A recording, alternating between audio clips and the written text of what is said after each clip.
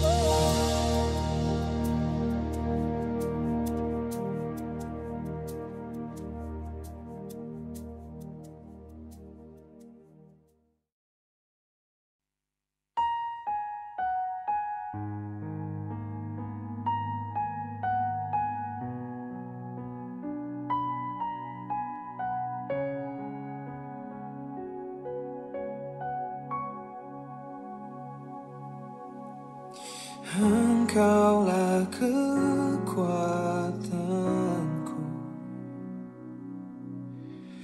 tempat perlindunganku di saat badai menerpa. Aku tak akan goyah,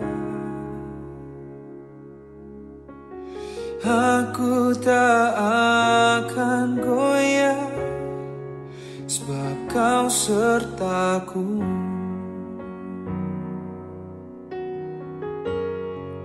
Sejauh langit dari bumi, begitu besarnya kasih-Mu, penuhi hati kami yang rindu menyembah-Mu. Yesus, sejauh langit dari bumi, begitu besarnya kasih-Mu. Engkaulah Tuhan, kekuatanku, sukacitaku.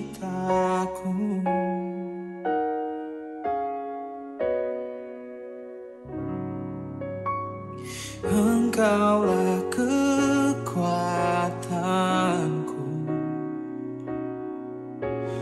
tempat perlindunganku di saat badai menerpa. Oh, aku tak akan goyah. Oh, aku tak akan goyah, sebab Kau sertaku.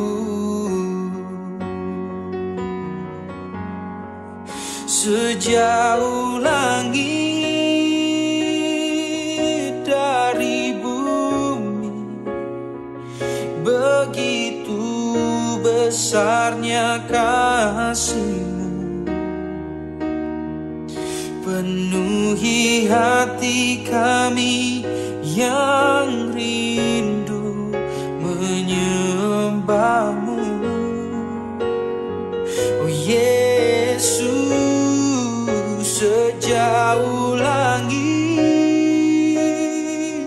dari bumi, oh begitu besarnya kasih-Mu.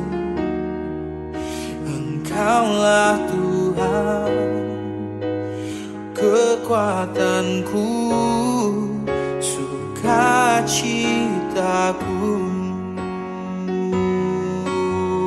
Oh, sejauh langit dari bumi, oh begitu besarnya kasih-Mu.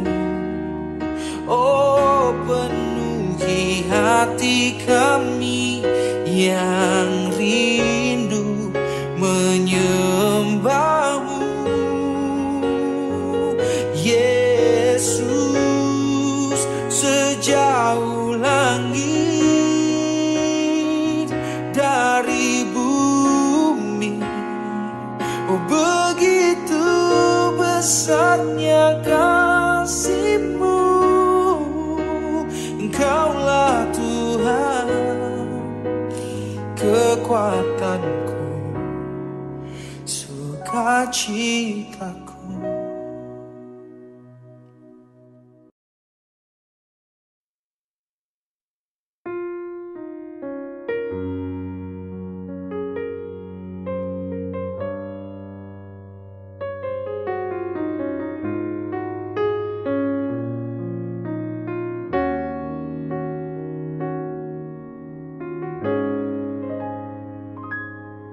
Bapa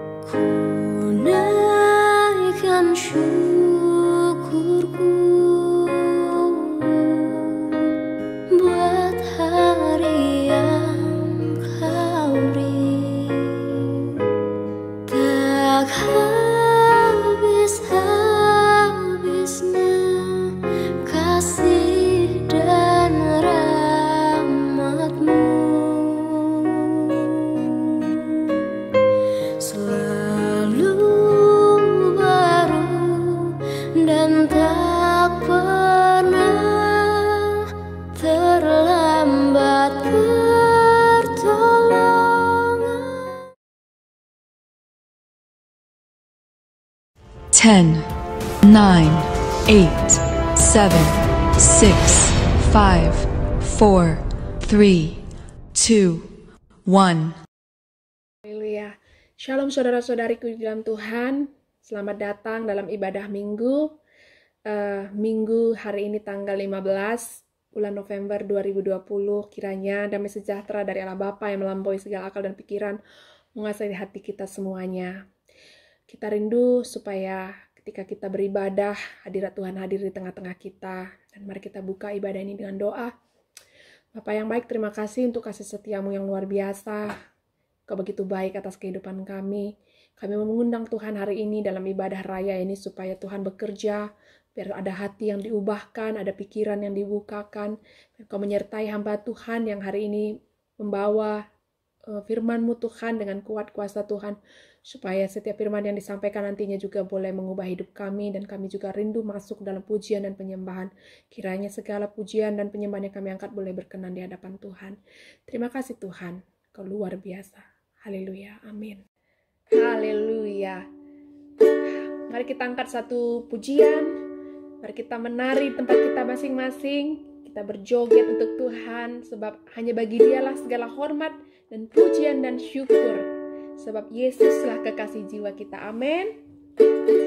Haleluya.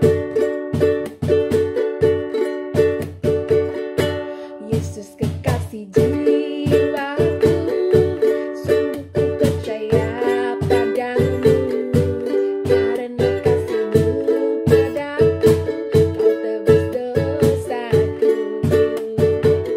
Dari terbitnya matahari dan sampai terbenamnya, ku angkat lagu pujian, kemuliaan namanya. Dengan gendang puji, ku puji dengan kecapi. Ku bernyanyi haleluya, Yesus kekasihku. Yesus kekasih jiwaku, sungguh ku percaya padamu, karena kasih-Mu padaku, Kau tebus dosaku. Dari terbitnya matahari dan sampai terbenamnya, ku angkat lagu pujian, tinggikan nama-Mu. Dengan gendang puji, ku puji dengan kecapi. Ku bernyanyi haleluya, Yesus kekasihku. Sekali lagi. Dengan gendang puji, ku puji dengan kecapi. Ku bernyanyi haleluya, Yesus kekasihku. Ku bernyanyi haleluya, Yesus kekasihku. Amin. Haleluya. Mari kita masuk lebih dalam menyembah Tuhan. Katakan kepada Tuhan, kami memberi hati kami Tuhan. Kami mau setia di hadapan-Mu Tuhan.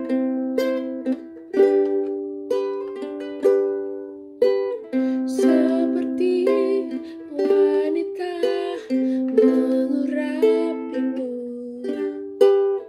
menangis di bawah kaki-Mu. Demikian hidupku mau mengasihi-Mu.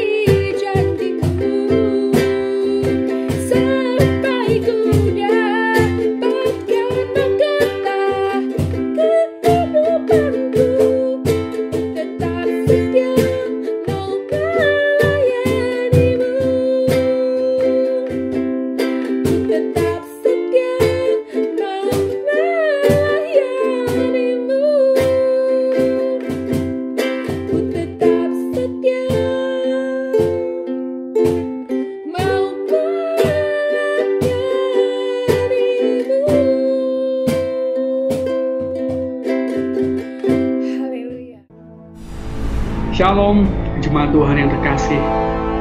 Kita berkumpul kembali di rumah Tuhan secara online ini. Kita juga sudah memuji nama Tuhan dengan luar biasa. Tuhan itu memang luar biasa. Dia itu pengasih, panjang sabar, kasih setia itu sungguh luar biasa dalam setiap kehidupan kita.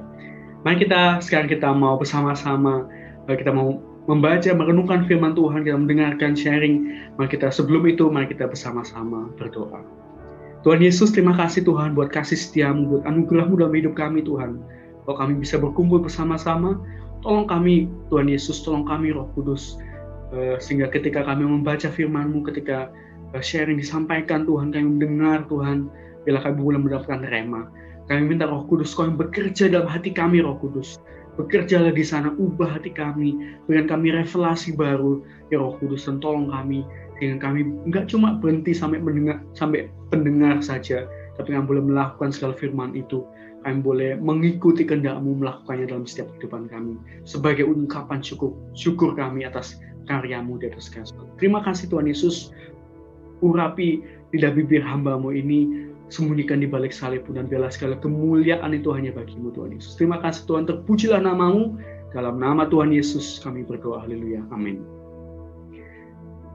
Ya, sharing hari ini saya mau kasih judul Kenalilah Tuhanmu. Dan melalui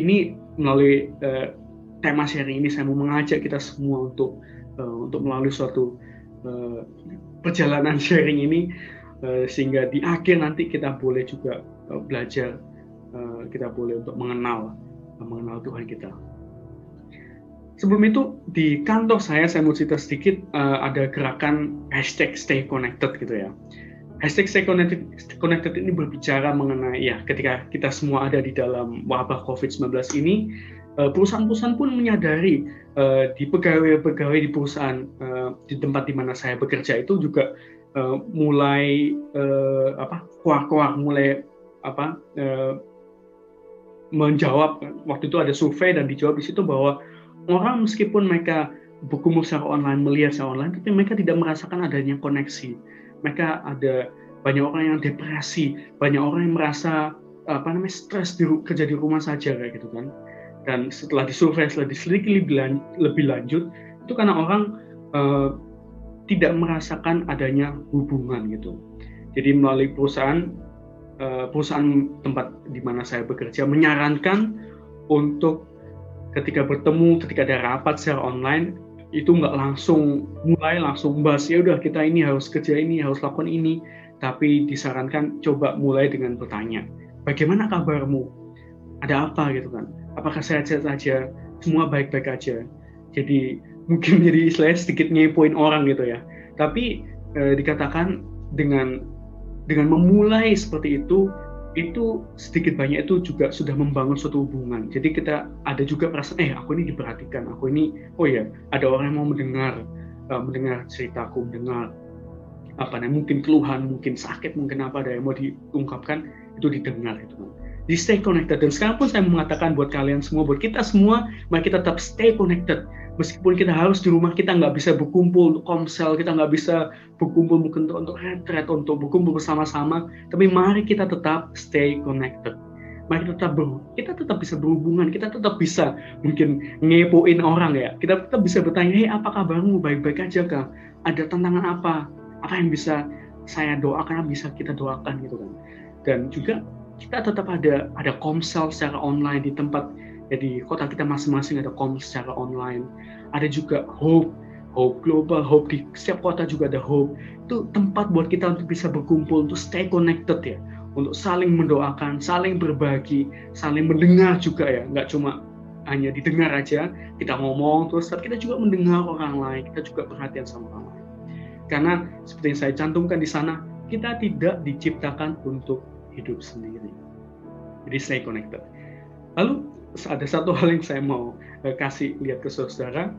Saya mau kasih lihat cuplikan berikut. Ini cuplikan dari retret lokal Gaming Innovation di awal tahun ini.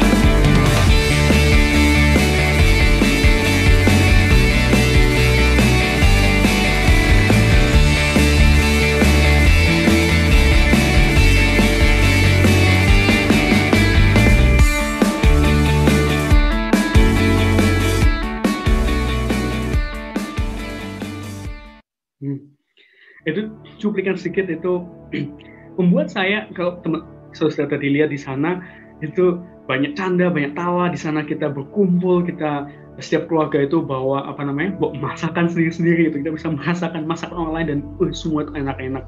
Kita ketawa sama, kita juga bersekutu bersama-sama, ada komsel di sana, kita beribadah di sana juga. Itu suatu hal yang luar biasa, dan saya merasakan kayak saudara juga melihat ada semua ketawa, semua sukacita gitu, karena bisa ketemu, juga ganti suasana di tempat yang baru, terus bisa bersama-sama. Itu suatu hal yang luar biasa, dan itu mengingatkan saya tentang cara hidup jemaat pertama di Kisah Para Rasul 2 ayat 41 sampai 47. Mari kita baca bersama-sama. 1, 2, 3.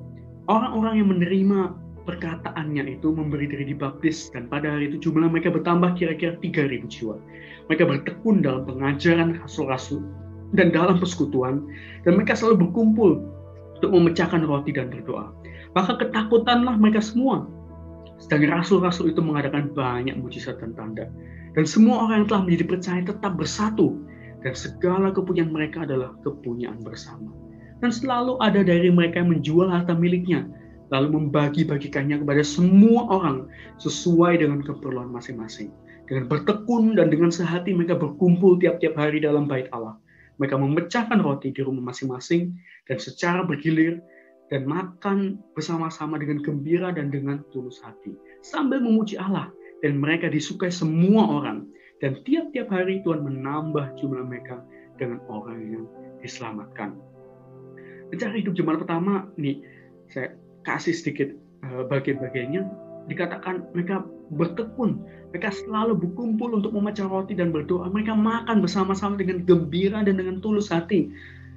Segala kepunyaan mereka itu kepunyaan bersama. Mereka melakukan semua itu sambil memuji Allah. Mereka selalu berkumpul untuk memecah roti dan berdoa. Mereka disukai semua orang. Mereka ada yang menjual harta miliknya, lalu membagikannya kepada semua orang sesuai kebutuhannya. Dan di video masih di waktu di retret itu, ketika kita berkumpul untuk berkomsel, saya melihat ada orang yang berkumpul dengan tulus hati. Mereka mau untuk juga saling berbagi. Mereka mau untuk kadang juga ketika ada potluck, ketika ada makan kita membawa makan bersama-sama, kita bagi-bagi bersama, dan ada sukacita yang luar biasa yang saya rasakan ketika bisa berkumpul bersama-sama.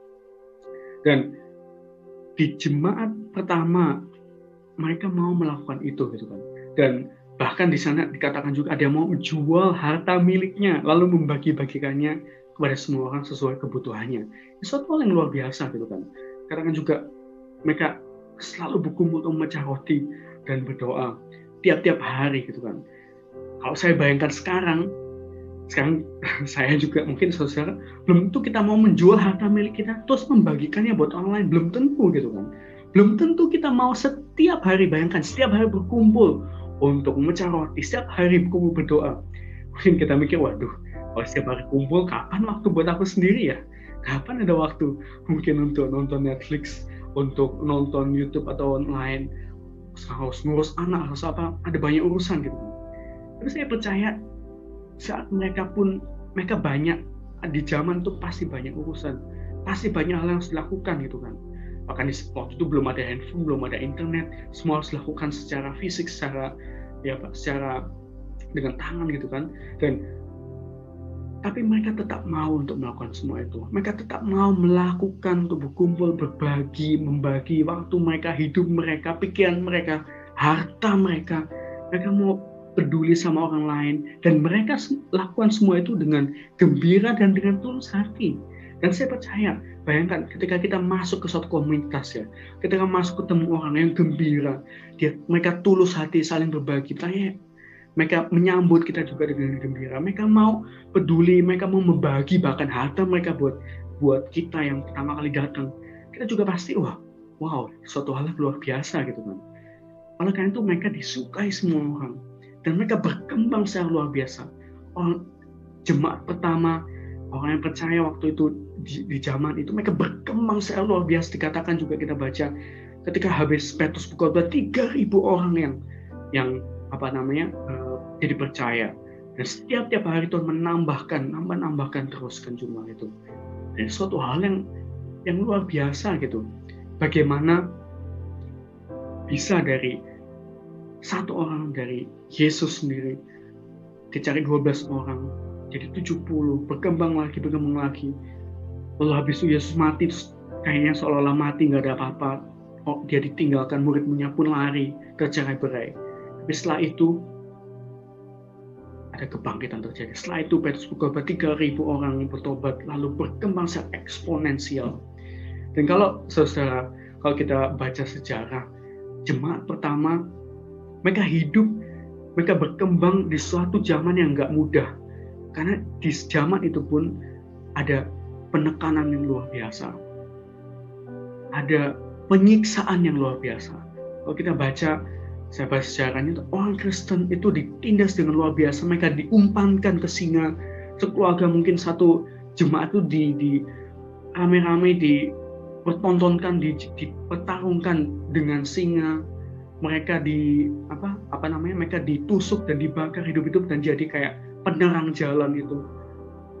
Mereka digoreng hidup-hidup, dibakar hidup, disiksa gitu kan. Tapi tetap mereka berkembang, tetap mereka mau menyebarkan, mereka tetap mau berkumpul, mungkin secara diam-diam, tapi mereka tetap berkumpul, membaca hati, berdoa, mereka tetap mau terus maju gitu kan.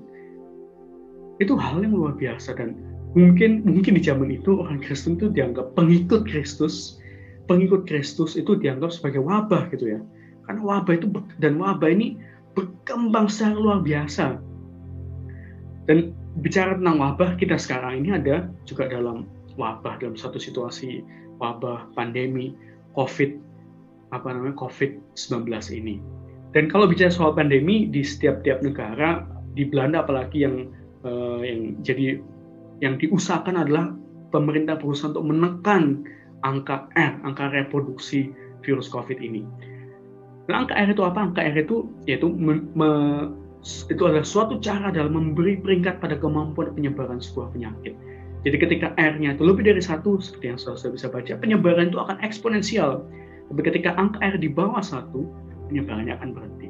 Dan oleh karena itulah negara-negara berusaha memakai patokan ini dan mencoba untuk menekan angka R untuk di bawah 1, sehingga penyebarannya itu berhenti. Seperti yang saudara bisa lihat, di Belanda ini lagi 1,11 lah, karena penyebarannya cukup banyak. Dan seperti kita lihat di sana juga ada, kalau R0 tuh dia nggak menyebar kemana-mana, orang sakit itu virus cuma di situ aja. Ketika R-nya 1, dia menulari 1 orang lagi, orang satu lagi tak menulari 1 orang lagi. Tapi ketika R-nya 2 atau di atas 1, 1 orang akan menulari 2 orang. Ketika R3, 1 orang menulari 3 orang, dan setiap orang itu akan menulari 3 orang lain lagi. Itu mungkin seperti MLM gitu ya. Ada yang di bawahnya itu dia cari lagi, dia menyebarkan virus itu gitu. Dan kalau kita pakai angka R itu di jemaat pertama, mungkin R-nya 3.000 ya. Karena Petrus berkhotbah 3.000, dia langsung menulari 3.000 orang gitu. 3.000 orang itu menulari, bisa 3.000 orang lagi, 3.000 orang lain lagi. Tapi maksudnya itu suatu hal yang eksponensial gitu. Jadi angka R-nya di waktu itu, ketika kalau penyebaran kekristenan, penyebaran pengikut Kristus dikasih angka R-nya tumbuh tinggi luar biasa. Dan orang Romawi, bahkan orang Yahudi juga berusaha untuk menekan angka R itu, untuk menekan supaya kekristenan itu tidak menyebar, berhenti dengan membunuh, dengan menekan, dengan dilarang, tapi tidak bisa dibendung. Kuasa Tuhan, penyebaran Tuhan itu, pergerakan Tuhan itu nggak bisa dihentikan, di-stop. Pertanyaannya, kok bisa orang Yahudi zaman itu tetap mau terus, meskipun ditekan, meskipun ditindas, mereka tetap mau terus untuk mengabarkan tentang Tuhan Yesus, tentang Yesus Kristus, Yesus dari Nazaret yang sudah mati tapi juga bangkit. Kok bisa gitu kan ya? Maaf. Kok bisa? Untuk menjawab pertanyaan ini, saya mau bawa kita untuk membaca beberapa hal. Kita harus juga mengerti kok bisa mereka seperti itu. Kita harus mengerti latar belakang orang Yahudi juga. Salah satunya ada di Yesaya 53 ayat 2-6, yaitu nubuat tentang Mesias. Saya bacakan, sebagai taruh ia tumbuh di hadapan Tuhan dan sebagai tunas dari tanah kering. Ia tidak tampan dan semaraknya pun tidak ada sehingga kita memandang dia. Dan rupa pun tidak sehingga kita menginginkannya. Ia dihina dan dihindari orang. Seorang yang penuh kesengsaraan dan yang biasa menderita kesakitan. Ia sangat dihina sehingga orang menutup mukanya terhadap dia. Dan bagi kita pun dia tidak masuk hitungan. Jadi nubuat tentang Mesias dikatakan Tuhan Yesus itu tidak tampan, semaraknya pun tidak ada, rupa pun juga nggak ada gitu. Dia dihina-dihindari orang. Anda bayangkan, kalau saya membayangkan diri saya ada di zaman Tuhan Yesus, saya lihat Tuhan Yesus itu dan saya lihat, siapa ini orang ngaku-ngaku Mesias? Dia kan cuma orang anak biasa gitu kan. Itu dia anak kampung sebelah gitu, atau dia anak tetangga kompleks sebelah. Dia anak si tukang kayu itu gitu. Kok bisa dia mengaku tentang Mesias tuh? Dia nggak ada rupa, semarak pun nggak. Dia nggak kayak, dia nggak kayak rockstar, atau dia nggak kayak vlogger, atau dia nggak kayak yang seorang yang punya follower Instagram yang banyak. Gitu. Nggak ada tampang apa-apa gitu kan.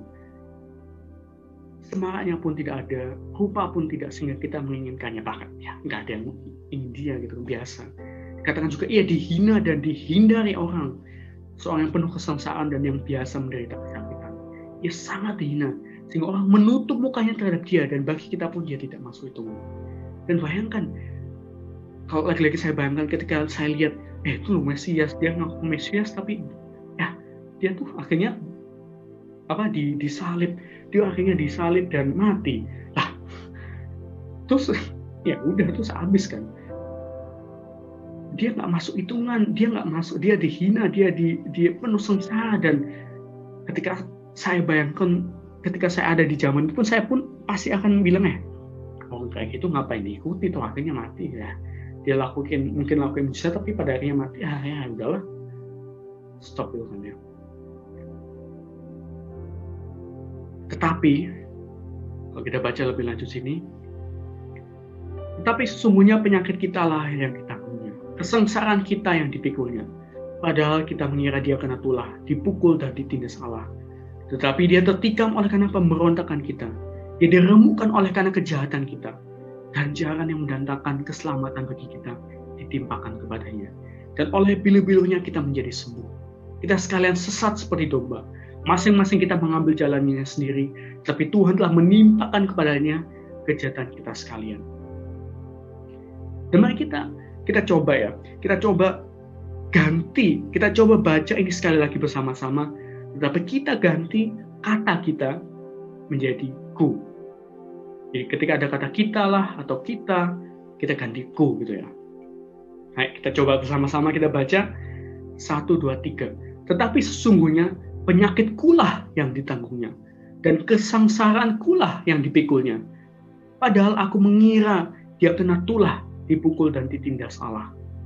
Tetapi dia tertikam oleh karena pemberontakanku. Dia diremukkan oleh karena kejahatanku. Ganjaran yang mendatangkan keselamatan bagiku ditimpakan kepadanya. Dan oleh bilur-bilurnya aku jadi sembuh. Aku sesat seperti domba. Aku mengambil jalanku sendiri, tetapi Tuhan telah menimpakan kepadanya kejahatanku. Ini yang jemaat mula-mula rasakan, yang orang Yahudi rasakan gitu kan. Mereka melihat itu, dan ketika Tuhan Yesus bangkit, ketika Roh Kudus dicurahkan, mereka akhirnya diungkapkan bahwa apa yang Yesus lakukan, itu dia lakukan buat aku. Penyakitku lah yang ditanggungnya, kesengsaanku lah yang dipikulnya. Dia tertikam, dia siksa, dia disiksa, dia didera, dia memakai mahkota duri, dia disalib, ditusuk lambungnya. Itu semua untukku, untuk menggantikanku. Dilakukan Tuhan Yesus, lakukan semua untukmu, untuk menggantikan segala dosa-dosamu. Oleh bilur-bilurnya kamu jadi sembuh. Oleh bilur-bilurnya aku jadi sembuh. Aku ini sesat, kita semua ini sesat, mengambil jalan kita sendiri. Tapi Tuhan telah menimpakan kepadanya kejahatanku. Itu suatu hal yang luar biasa. Dan di ayat 5:3-4 juga dikatakan, ya kita mengira, mungkin ketika kita ada di saat itu, kita juga mengira, buset, orang ini mungkin ditulah, dihukum Tuhan gitu ya, karena siapa dia disalib. Padahal kayaknya dia juga nggak ngelakuin kejahatan apa-apa, kayaknya dia baik-baik aja tuh, maka dia nyembuhin orang, tapi malah disalib. Pasti sial banget ya. Mungkin itu yang kita pikirkan gitu kan. Tapi setelah dia bangkit, setelah Petrus berkhotbah, orang mengatakan, enggak, dia itu ngelakuin semua itu buat kamu. Dan sebagai orang Yahudi, ini adalah suatu hal yang baru. Karena sebagai orang Yahudi, mari kita lihat sebagai orang Yahudi, dikuduskan, disempurnakan itu di Perjanjian Lama, itu hanya ada satu cara buat orang Yahudi itu diampuni dosanya, yaitu melalui pengorbanan di pemercikan darah di tabut perjanjian. Ini ada gambar contoh tabut perjanjian. Di Perjanjian Lama itu caranya seperti itu. Di Perjanjian Baru kita tentunya tahu melalui pengorbanan Tuhan Yesus di atas kayu salib. Nah, sebagai orang Yahudi di zaman itu, konsep pengudusan, konsep pensempurnaan itu benar-benar terikat dengan adat istiadat mereka, dengan tata cara mereka. Seperti yang saudara bisa baca di sini, untuk dikuduskan dan disempurnakan, orang Yahudi itu harus taat sama ada 613 peraturan. Bahasa Jawanya mitzvot. Mitzvot, bahasa Ibrani, bahasanya Ibraninya mitzvot. Ada 613 mitzvot yang mereka harus taat. Itu semua, kalau saudara mau tahu peraturannya apa, saudara bisa baca Imamat. Ada Imamat itu di semua itu berisi peraturan tata cara orang Yahudi, apa yang mereka harus lakukan, apa yang mereka harus hindari. Itu semua ada di Imamat. Dan ketika mereka melanggar peraturan itu, ketika mereka berdosa, ketika mereka nggak kudus, mereka nggak sempurna, satu-satunya cara ya harus diperdamaikan, dan itu hanya ada satu kali setahun. Saudara bisa baca juga di Imamat 16. Bagaimana cara mereka harus diperdamaikan. Dan caranya adalah melalui imam besar. Imam besar itu dia boleh hanya setahun sekali, dia boleh menghadap ke tabut perjanjian dan memercikkan darah lembu dan darah kambing atau domba di sana gitu. Dia cuma boleh sekali dalam setahun masuk sana. Itu pun sebelum masuk dia harus melalui ritual yang luar biasa. Dia harus menyucikan, menguduskan dirinya dulu. Dia harus meminta ampun dulu, menguduskan tempat kemah. Dia harus melakukan banyak hal. Barulah dia boleh masuk. Dan ketika dia masuk tetapi dia nggak kudus, ketika dia ada yang lupa, dia bisa langsung mati. Karena itu juga ketika dia masuk itu diceritakan juga, dikatakan kakinya itu ada pengikatnya yang sampai keluar kemah gitu ya. Dan ada loncengnya. Maksudnya apa gitu ya? Ya maksudnya kalau dia udah mati, ketika dia ternyata ada kesalahan nggak kudus, dia mati, ya loncengnya kan nggak bunyi lagi. Kalau dia masih hidup, dia kan masih kincing gitu kan ya. Dan kalau udah mati, kalau nggak ada bunyi lonceng, ya berarti tinggal ditarik gitu. Karena nggak ada orang yang boleh masuk, nggak ada orang yang berani masuk gitu. Tidak hanya imam besar aja dengan cara luar biasa menguduskan dirinya, dia baru boleh masuk. Dan oleh karena itu di Perjanjian Lama, terus kalau boleh saya katakan, ya Tuhan itu dia dekat di mata, tapi jauh di hati. Dia dekat di mata, kenapa? Karena bangsa Israel, mereka melihat secara langsung Tuhan yang dahsyat, Tuhan yang langsung menghukum jeder ketika orang berdosa, Tuhan yang membelah laut, Tuhan yang ada serupa dengan tiang awan, tiang api, Tuhan yang meruntuhkan tembok tanpa disentuh gitu ya, Tuhan yang menelan orang hidup-hidup gitu, Tuhan yang menurunkan api gitu dan belerang. Itu bangsa Israel melihat secara langsung gitu kan. Tapi yang terjadi adalah bangsa Israel takut. Mereka bilang ke Musa, "Hei Musa, oh no Musa, kamu aja yang pergi menghadap Tuhan. Kita nggak bisa. Kalau kita ketemu, kita udah mati lah. Kita nggak mungkin takut. Huru gemuruh guntur gitu kan." Waktu Musa turun dan bangsa Israel akhirnya menyembah anak lembu emas itu, ada langsung ke 1.000 orang mati gitu, anak tulah. Mereka melihat secara langsung Tuhan, mereka melihat. Tapi yang terjadi mereka takut. Dekat di mata, jauh di hati. Itu di perjanjian lama. Kalau di perjanjian baru ya kita tahu itu semua karya Tuhan Yesus. Ya kita baca, saya bacakan di sini di Ibrani 10 ayat 14-18. Oleh satu korban saja ia telah menyempurnakan untuk selama-lamanya mereka yang ia kuduskan. Dan tentang hal itu Roh Kudus juga memberi kesaksian kepada kita. Sebab setelah ia berfirman, inilah perjanjian yang akan kuadakan dengan mereka sesudah waktu itu. Ia berfirman pula, aku akan menaruh hukumku di dalam hati mereka dan menuliskannya dalam akal budi mereka. Dan aku tidak lagi mengingat dosa-dosa dan kesalahan mereka. Jadi apabila untuk semuanya itu ada pengampunan, tidak perlu lagi dipersembahkan korban karena dosa. Nah, di sini dikatakan juga, sebab oleh satu korban saja, oleh satu karya Tuhan Yesus, pengorbanan di atas kayu salib, ia telah menyempurnakan untuk selama-lamanya mereka yang ia kuduskan.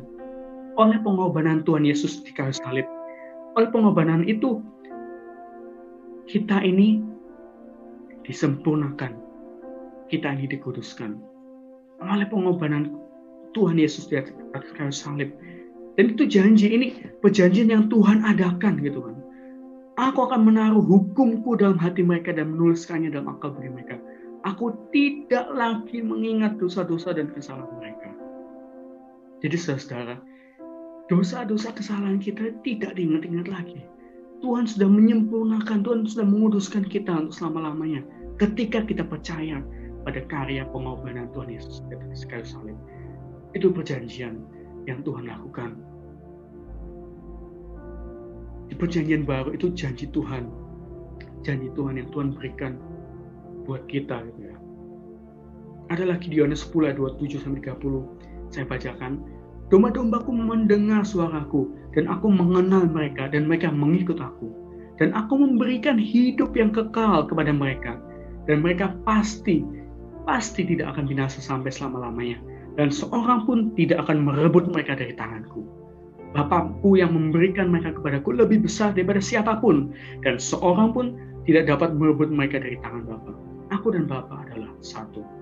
Katakan di sini juga, Tuhan memberikan hidup yang kekal kepada mereka. Siapa mereka itu? Kepada mereka yang percaya, kepada mereka mendengar suara Tuhan, kepada mereka mengenal Tuhan dan mengikut Tuhan. Tuhan berikan hidup yang kekal. Dan pasti tidak akan binasa sampai selama-lamanya, dan seorang pun tidak akan merebut mereka dari tanganku. Bukankah ini suatu janji yang luar biasa? Ketika kita sudah ada dalam genggaman Tuhan, ketika kita sudah ada dalam perlindungan Tuhan, ketika kita mendengar suara Tuhan, mengenal Tuhan, mengikut Dia, kita nggak akan dilepaskan. Nggak akan ada yang bisa merebut kita dari tangan Tuhan. Itu janji yang luar biasa buat kita semua. Ada juga di Yohanes 6 ayat 35 dan sampai 40. Saya bacakan sekali lagi. Kata Yesus kepada mereka, akulah roti hidup. Barang siapa datang kepadaku, ia tidak akan lapar lagi. Dan barang siapa percaya kepadaku, ia tidak akan haus lagi. Tapi aku telah berkata kepadamu, sesungguhnya kamu telah melihat aku, kamu tidak percaya. Semua yang diberikan Bapa kepadaku akan datang kepadaku. Dan barang siapa datang kepadaku, ia tidak akan kubuang. Sebab aku telah turun dari surga, bukan untuk melakukan kehendakku, tapi untuk melakukan kehendak Dia yang telah mengutus aku. Dan inilah kehendak Dia yang telah mengutus aku, yaitu supaya dari semua yang telah diberikannya kepadaku, jangan ada yang hilang, tetapi supaya aku bangkitkan pada akhir zaman. Sebab inilah kehendak Bapakku, yaitu supaya setiap orang yang melihat Anak dan yang percaya kepadanya beroleh hidup yang kekal. Dan supaya aku membangkitkannya pada akhir zaman. Dikatakan juga, Tuhan Yesus bilang sekali lagi, supaya semua orang yang telah diberikan kepadaku, jangan ada yang hilang. Katakan juga, yaitu supaya setiap orang yang melihat Anak dan percaya kepadanya beroleh hidup yang kekal. Ketika kita percaya sama Tuhan Yesus, sama karyanya di atas kayu salib, kita sudah dapatkan hidup yang kekal. Kita sudah dikuduskan, kita sudah disempurnakan dalam Dia. Itu kunci, itu perjanjian yang makanya disebut perjanjian baru. Karena Tuhan sudah janji, kalau kamu percaya sama aku, sama karya penebusanku, kamu selamat. kamu kudus, kamu sempurna. Perjanjian baru, tapi di perjanjian lama dibilang enggak. Perjanjian lama mengatakan kalau kamu mentaati 613 peraturan dan peraturan yang lainnya, kamu kamu sempurna. Tapi siapa yang bisa taat sama 613 semua itu gitu kan? Siapa yang bisa? Nggak ada. Bahkan dan untuk bisa ditebus, untuk bisa mendapatkan pengampunan, cuma bisa setahun sekali. Itu pun imam besar yang bisa minta itu. Dan perjanjian yang baru ini sungguh luar biasa. Dan ini berlaku buat kita. Maukah kita percaya? Maukah kita terus-menerus juga mengingat Tuhan, iya aku sudah diselamatkan, itu bukan karena perbuatanku, bukan karena aku taat peraturan, bukan karena aku baik, tapi karena Engkau Tuhan Yesus sudah mati buatku. Kita mau baca ayat berikut ini juga di 2 Korintus 5:21 dikatakan, mungkin kita baca bersama-sama yuk. 1, 2, 3.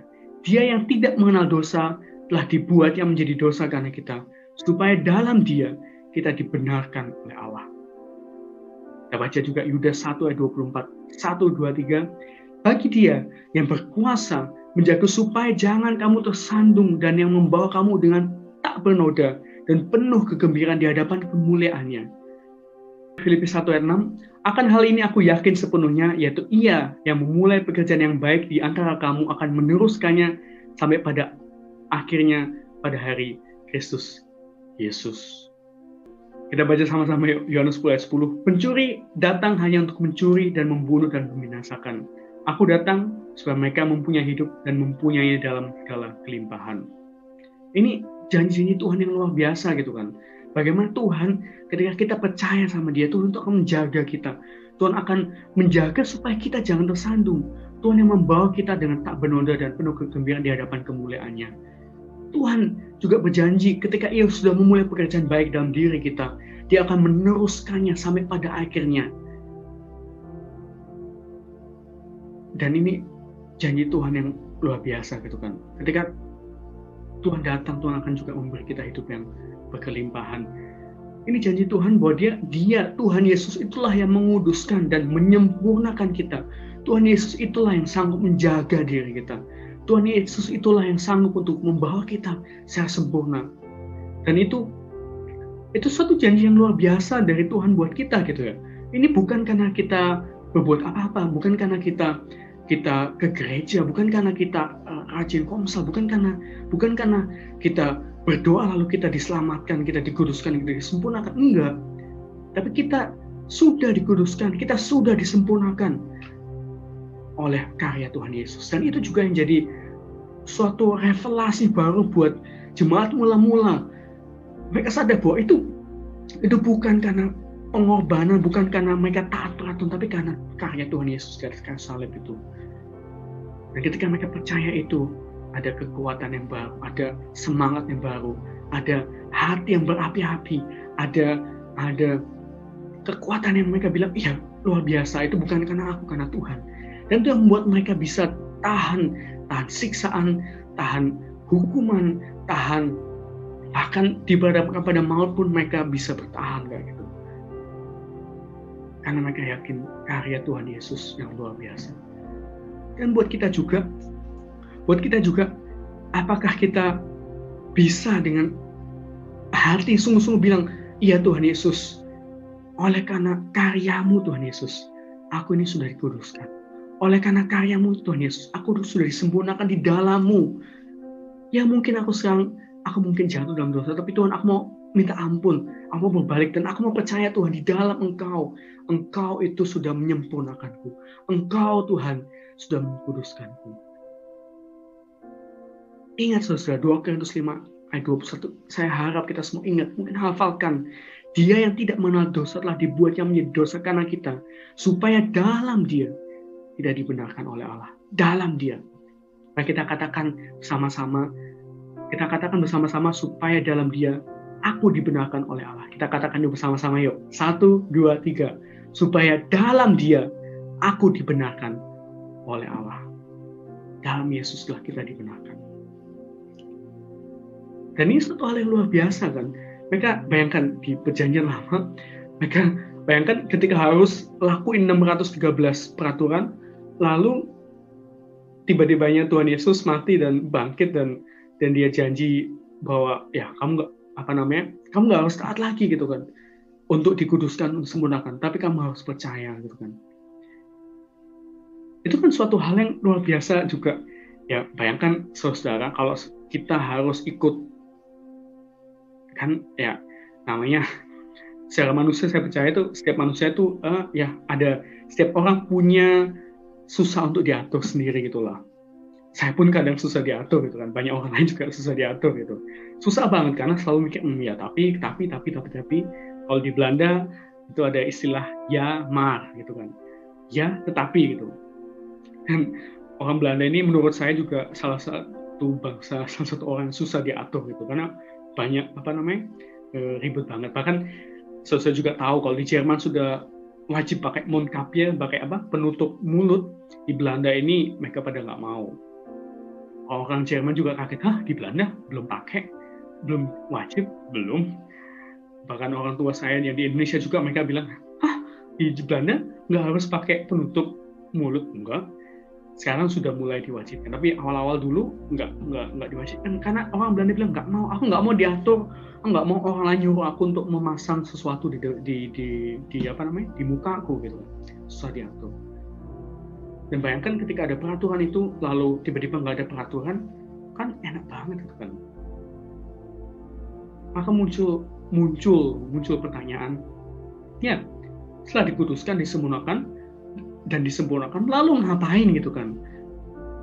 Dan ada banyak orang yang salah konsep itu. Banyak orang mikir, enak banget orang Kristen, cuma percaya aja tuh selamat, habis itu udah, habis itu enak dong bisa berdosa, enak dong bisa ongkang-ongkang kaki. Apakah seperti itu, saudara? Jadi pertanyaannya, lalu apa gitu kan? Setelah kita ini diselamatkan, dikuduskan, disempurnakan, setelah kita ini sudah dikuduskan, sudah disempurnakan oleh Tuhan Yesus. Ketika kita sudah diselamatkan, sudah dapat jaminan hidup yang kekal, lalu ngapain gitu kan? Nah, saya mau katakan, saya mau bagikan gitu kan. Ada 3 hal yang harus kita lakukan. Yang pertama, setelah kita diselamatkan, kita ditebus, dikasih jaminan hidup yang kekal, nggak usah ngapa-ngapain, cuma percaya. Pertama, kita harus melakukan pekerjaan yang Tuhan Yesus lakukan.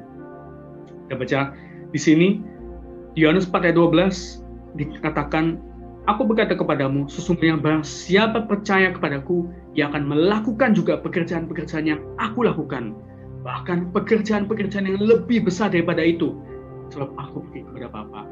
Dan apa juga yang kamu minta dalam namaku, aku akan melakukannya. Supaya Bapa dipermuliakan di dalam Anak. Jika kamu meminta sesuatu kepadaku dalam namaku, aku akan melakukannya. Melakukan pekerjaan yang Tuhan Yesus lakukan, ini yang harus kita lakukan. Kita baca, benar-benar baca ini coba. Sesungguhnya barang siapa percaya kepadaku, dia akan melakukan juga pekerjaan-pekerjaan yang aku lakukan. Bahkan pekerjaan-pekerjaan yang lebih besar daripada itu. Dia akan melakukan pekerjaan yang aku lakukan. Pertanyaannya buat kita, apakah kita sudah atau sedang, apakah kita dalam hidup kita melakukan pekerjaan yang Tuhan lakukan? Ini tantangan, ini panggilan Tuhan, ini permintaan Tuhan buat kita. Ini bukan permintaan, ya ini apa yang Tuhan bilang gitu. Kalau kita percaya sama Tuhan, dia akan ngelakuin pekerjaan yang aku lakuin gitu. Logikanya, kalau saya nggak ngelakuin pekerjaan yang Tuhan lakukan, berarti apa? Berarti kita nggak percaya gitu kan. Ini buat saya menempelak banget. Ini buat saya menampar saya banget gitu kan. Karena saya kadang malas ngelakuin pekerjaan Tuhan. Saya kadang malas, capek, saya sibuk dengan urusan diri saya sendiri. Saya sibuk terus dengan pemikiran saya sendiri, sehingga saya lupa, saya nggak ngelakuin kerjaan Tuhan gitu kan. Tapi ketika saya baca ini, Tuhan, ampuni aku Tuhan. Karena ketika aku nggak ngelakuin pekerjaan Tuhan, aku ini sebenarnya nggak percaya sama Dia. Kan Tuhan Yesus ini sendiri yang bilang, ini bukan Adi yang bilang ya. Ini Tuhan Yesus bilang, Sesungguhnya barang siapa percaya kepadaku, ia akan melakukan juga pekerjaan-pekerjaan yang aku lakukan, bahkan pekerjaan-pekerjaan yang lebih besar daripada itu. Ini juga suatu janji Tuhan buat kita. Ketika kita percaya, Tuhan akan buat kita untuk melakukan pekerjaan-pekerjaan besar itu. Kita akan bisa dimampukan, kita akan bisa melakukan pekerjaan-pekerjaan Tuhan, pekerjaan-pekerjaan yang lebih besar daripada itu. Dan Tuhan, ingat, ketika Tuhan kasih janji, Tuhan kasih provisi.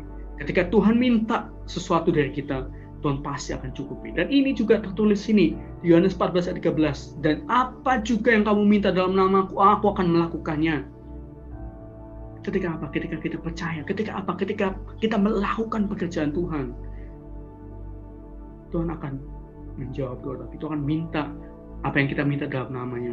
Tuhan akan lakuinnya. Supaya apa? Supaya Bapa dipermuliakan dalam anak. Ini panggilan buat kita. Jadi ketika ada orang yang bilang, ikut Kristen itu enak banget ya. Tunggu dulu. Kalau sampai Anda bisa bilang seperti itu, kalau sampai ada orang yang bisa bilang seperti itu, saya mau katakan Anda belum mengenal siapa Tuhan Yesus. Anda belum mengenal Yesus dengan sungguh-sungguh. Karena di sini Tuhan bilang, ketika kau percaya sama aku, benar kau selamat.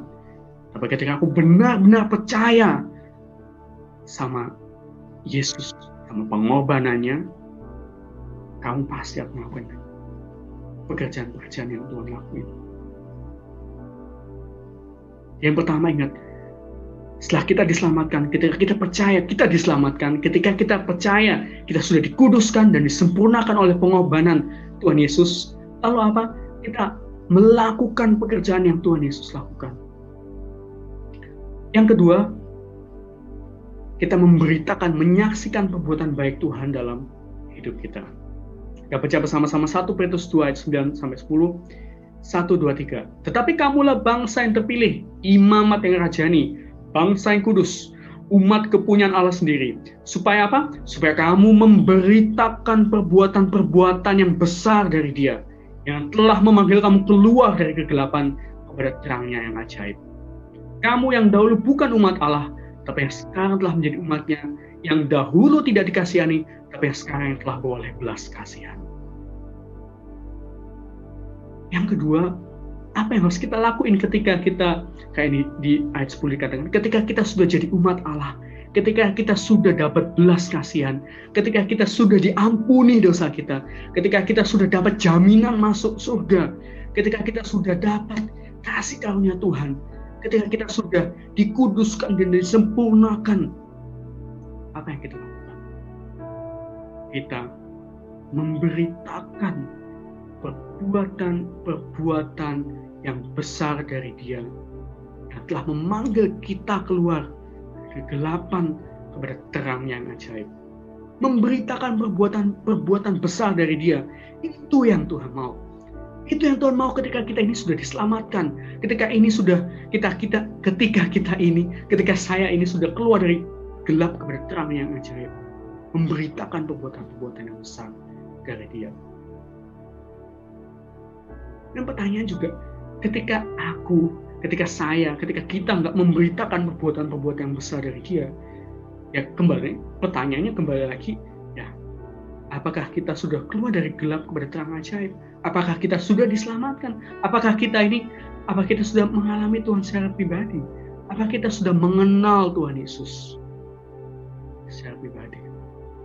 Memberitakan perbuatan-perbuatan yang besar dari Dia.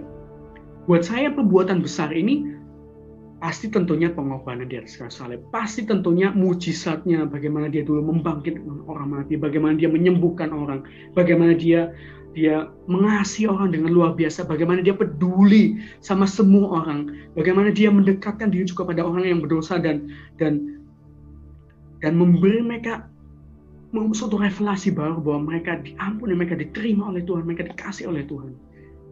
Tentu itu perbuatan-perbuatan besar yang Tuhan Yesus waktu dilakukan. Tetapi juga yang lebih dari itu, yang harus kita beritakan, itu adalah perbuatan-perbuatan besar Tuhan di dalam hidup kita masing-masing. Pertanyaannya buat saudara, buat saya juga, adakah perbuatan-perbuatan besar yang Tuhan lakukan di dalam hidup kita? Adakah itu? Ini pertanyaan yang harus kita jawab gitu. Karena ketika kita punya itu, itulah yang harus kita beritakan juga, itulah yang harus kita bagikan. Tapi kita tidak punya itu, mari kita bertanya. Saya menantang kita bertanya, ya Tuhan, kita nggak punya, kok bisa? Lalu apa gitu kan? Di sini juga dibaca, tertulis memberitakan perbuatan-perbuatan yang besar dari Dia, yang telah memanggil kamu keluar dari kegelapan kepada terangnya yang ajaib. Kalau mungkin kita nggak melihat, mungkin kita nggak dikasih karunia untuk dapat mimpi tentang Tuhan, visi tentang Tuhan, diangkat ke surga atau dibawa ke neraka, tapi pasti ada satu hal gitu kan, itu pertobatan kita secara pribadi. Bagaimana kita dulu dipanggil dari gelap ke terang. Ini berbicara tentang apa? Tentang perubahan dalam hidup kita. Tentang bagaimana Tuhan memanggil kita untuk berubah. Kalau kita nggak dikasih karunia untuk dapat visi atau neraka surga atau visi lihat Tuhan, ini yang kita bisa ceritakan gitu kan.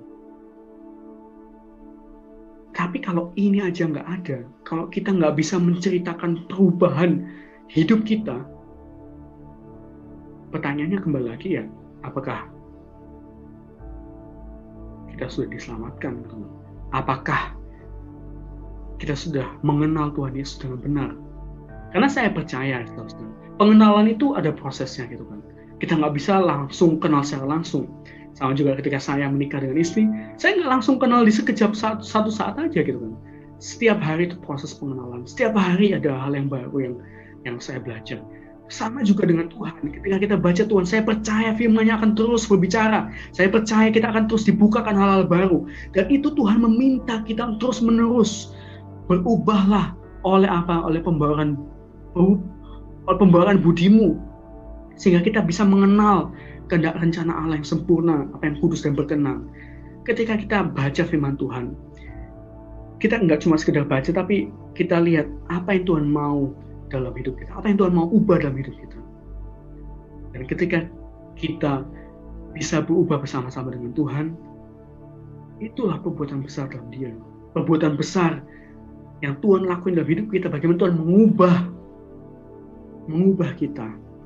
Karena saudara-saudara, untuk mengubah seseorang itu susahnya luar biasa. Saya percaya hanya Roh Kudus saja yang sanggup mengubah orang. Oleh karena itu, kita sebagai orang Kristen saya harap saudara ingat kata-kata saya ini. Bukan tugas kita untuk mengubah orang lain.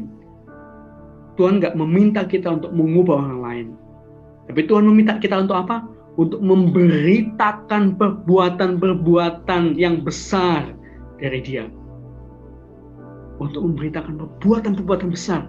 Tuhan meminta kita untuk memberitakan, untuk cerita, untuk menyatakan itu. Tuhan nggak minta kita untuk mengubah orang gitu ya. Tuhan cuma minta kita untuk menceritakan. Dan setelah kita cerita, saya percaya kita serahkan itu ke Roh Kudus dan biar Roh Kudus bekerja. Mungkin orang itu nggak langsung berubah saat itu juga. Tapi saya percaya kita cerita, kita sharing perubahan hidup kita sharing bagaimana mungkin pikiran kita berubah, bagaimana kita mungkin menanggalkan suatu dosa, bagaimana kita lepas dari suatu ikatan, bagaimana kita bisa maju dalam Tuhan, bagaimana kita bisa bersemangat, bagaimana kita mungkin disembuhkan, mungkin dapat sesuatu, dapat berkat dari Tuhan, bagaimana Tuhan melakukan pekerjaan besar dalam hidup kita. Ketika kita cerita itu yang akan jadi kesaksian, itu yang akan jadi cerita. Cerita pribadi kita itu, saudara mau percaya atau nggak percaya, cerita pribadi kita itu punya nilai, bisa menarik banyak orang. Karena itu yang Tuhan juga minta, beritakan perbuatan yang besar dari Dia. Itu juga di zaman sekarang, review itu penting banget ya. Makanya kan kalau belanja entah di Amazon atau Google, atau kita mau ke restoran, ke satu tempat, ke hotel baru, kita pasti cari-cari nih, reviewnya apa, bintangnya berapa nih, 0 atau 5 gitu kan. Review orang-orang bilang apa tentang tempat itu gitu. Kita baca, kita lihat-lihat. Atau kalau kita mau beli suatu barang, kita lihat dulu review orang sebelumnya itu apa. Makanya banyak di YouTube banyak banget kan yang review, entah kalau saya suka gadget gitu, saya banyak orang review tentang gadget gitu kan. Karena sebelum beli ya, saya mau tahu benar apakah itu cocok, apakah itu yang saya butuhkan atau enggak. Review itu bicara tentang apa? Tentang pengalaman pribadi orang itu, tentang cerita orang itu memakai. Sama juga sekarang. Bersama dengan Tuhan Yesus, apakah pengalaman kita? Apakah perbuatan besar yang Tuhan sudah lakukan dalam hidup kita? Itu yang kita ceritakan. Kita juga cerita tentang mungkin tentang firman kita bagikan itu, bagaimana Tuhan Yesus mati, bangkit. Tuhan Yesus itu mau kita hidup dalam Dia, mengikut Dia. Itu pasti kita harus beritakan firman, baca firman. Tapi yang pasti juga kita harus beritakan yang Tuhan minta, memberitakan perbuatan-perbuatan yang besar dari Dia. Itu yang Tuhan minta. Dan pertanyaannya lagi sekalian mau tanya, adakah perbuatan besar Tuhan di dalam hidupmu? Karena ketika belum ada, saya mau ajak yuk kita mengenal Dia lebih lagi. Kita tanya, kita selidiki hati kita lebih lagi. Tuhan, apa sih? Kita bawa mungkin permasalahan kita, pergumulan kita. Mungkin itu kerjaan, mungkin itu mengenai anak, mungkin itu mengenai keluarga. Kita bawa itu ke dalam kehadapan Tuhan. Kita bawa dalam Tuhan Yesus. Kita bicara sama Dia, Tuhan tolong aku. Aku mau mengalami perbuatan-perbuatan besar-Mu. Tolong aku Tuhan. Kita bawa itu dan kita lihat. Tuhan bilang, Tuhan Yesus janji, siapa yang datang kepadanya, Tuhan gak akan tolak. Gitu kan. Ketika kita mengajak, mengundang Dia dalam hidup kita, saya percaya Dia juga akan bekerja. Dan itu, memang kita juga sabar menanti janji Tuhan, sabar melihat bagaimana Tuhan bekerja. Kita berserah gitu kan. Kita berserah, Tuhan terserah Engkau mau kerja seperti apa, Engkau yang bekerja. Kalau kita juga, ya, kita biarkan Tuhan bekerja, mungkin kita ngelakuin sesuatu, kita coba sesuatu. Tapi intinya kita serahkan itu ke dalam tangan Tuhan. Kita berusaha, tapi juga berserah. Berserah itu bicara soal apa? Berserah itu kita nggak stres gitu. Kita coba lakuin yang bisa dilakuin, tetapi kita percaya bahwa Tuhan akan berkati itu dan akan buat itu berhasil. Dan mungkin kita lagi memilih, mungkin nggak di tempat ini, tapi mari kita percaya, Tuhan pasti sediakan tempat yang lain. Mungkin, dan berserah itu seperti itu ya, kita tetap berusaha, kita tetap mencoba, bekerja, kita lakuin itu, tapi kita juga berserah dan percaya bahwa Tuhan yang akan bukakan jalan, Tuhan akan tunjukkan jalan mana yang harus kita tempuh, dan mari kita juga taat. Itu yang Tuhan mau, memberitakan, menyaksikan perbuatan baik Tuhan dalam hidup kita. Yang kedua, ada juga di sini, Wahyu 12 ayat 10. Dan aku mendengar suara yang nyaring di surga berkata, sekarang telah tiba keselamatan dan kuasa dan pemerintahan Allah kita, dan kekuasaan Dia yang diurapinya. Karena telah dilemparkannya ke bawah pendakwa saudara-saudara kita, yang mendakwa mereka siang dan malam di hadapan Allah kita. Dan mereka mengalahkan Dia oleh darah anak domba, dan oleh perkataan kesaksian mereka. Karena mereka tidak mengasihi nyawa mereka sampai ke dalam maut. Ini dikatakan juga di Wahyu. Dan mereka mengalahkan Dia. Dia ini siapa? Iblis, pendakwa. Kita mengalahkan Dia oleh apa? Oleh darah anak domba. Dan oleh perkataan kesaksian mereka. Kesaksian. Itu tugas kita. Menyaksikan. Tugas kita bukan mengubah orang. Bukan memaksa orang. Hei, kamu harus berubah. Hei, kamu harus taat. Hei, kamu harus seperti ini. Kalau enggak.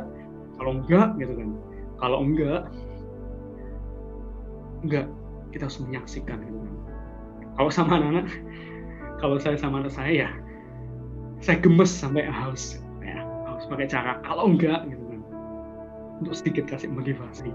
Tapi kita nggak bisa untuk mengubah orang lain. Kita nggak bisa memakai itu. Kita nggak bisa memakai itu untuk mengubah orang lain. Bahkan Tuhan bilang enggak, bukan gitu caranya. Caranya adalah apa? Caranya adalah kita menyaksikan perbuatan besar Tuhan di dalam hidup kita.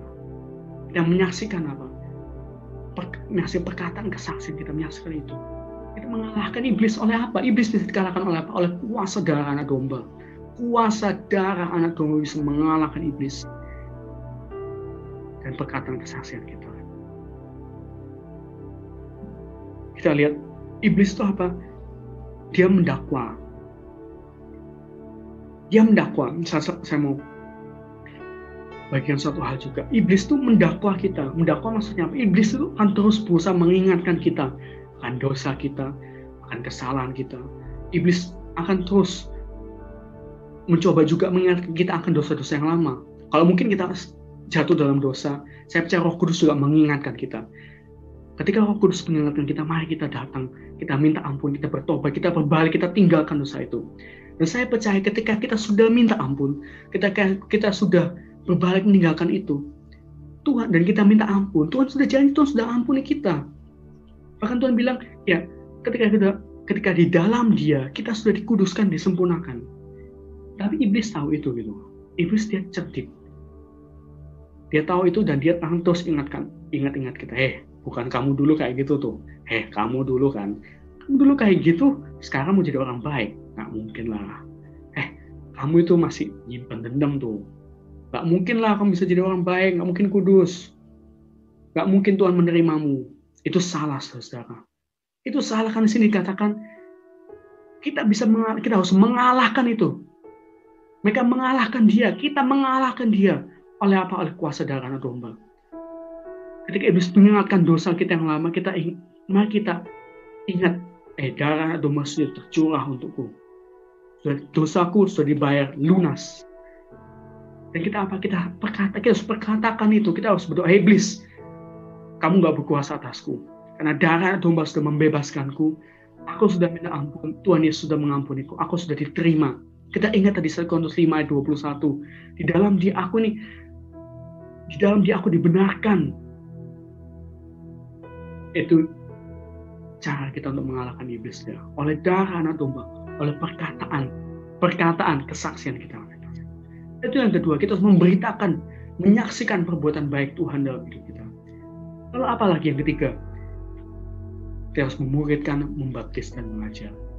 Ada di Matius 28 ayat 18-12 dikatakan, Yesus mendekati mereka dan berkata, kepadaku telah diberikan segala kuasa di surga dan di bumi. Karena itu pergilah, jadikanlah semua bangsa muridku, dan baptislah mereka dalam nama Bapa dan Anak dan Roh Kudus. Dan ajarlah mereka melakukan segala sesuatu yang telah kuperintahkan kepadamu. Dan ketahuilah, aku menyertai kamu senantiasa sampai kepada akhir zaman. Yang ketiga yang Tuhan minta, ini bukan cuma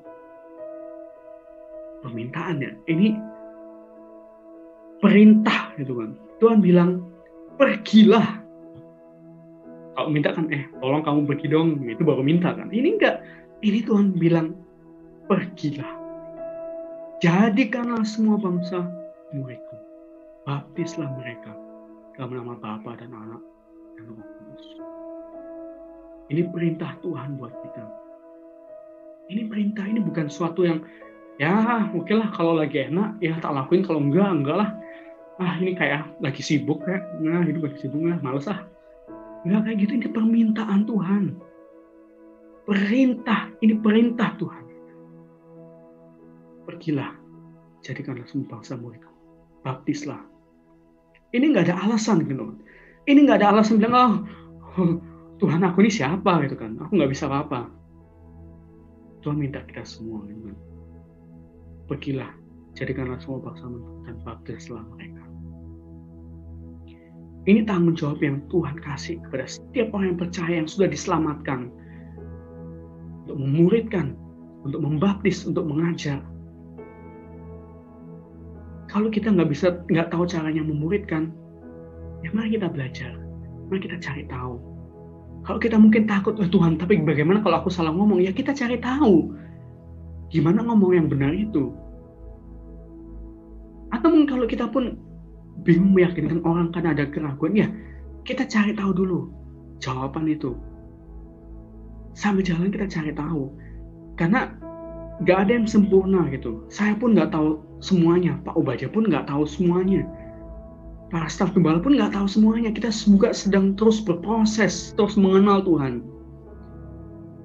Tapi itu kuncinya. Tuhan nggak mencari orang yang bisa atau yang mampu. Tapi Tuhan cari orang yang mau. 12 murid Tuhan itu mereka bukan orang yang mampu. Mereka bukan orang terpelajar. Mereka bukan orang yang ahli Taurat atau apa. Mereka orang biasa gitu.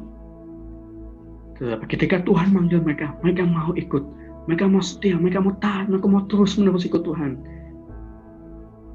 Dan Roh Kudus itu yang mengubah mereka dari orang biasa jadi orang yang luar biasa. Dan saya percaya kuasa Roh Kudus yang sama dan Tuhan Yesus juga janjikan di sini, kuasa yang Tuhan ada pada Tuhan juga Tuhan kasih ke kita.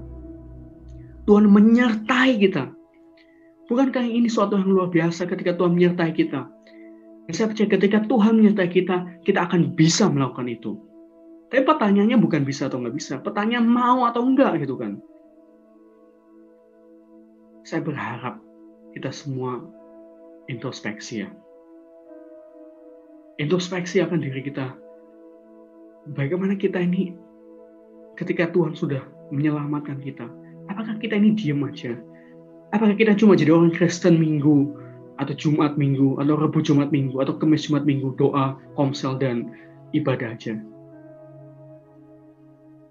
Ataukah ada api yang menyala-nyala dalam diri kita untuk mau, untuk menyaksikan perbuatan Tuhan, untuk mau, untuk mencerita, untuk mengajar orang lain, untuk membaptis orang lain, untuk menjadikan orang lain murid Tuhan.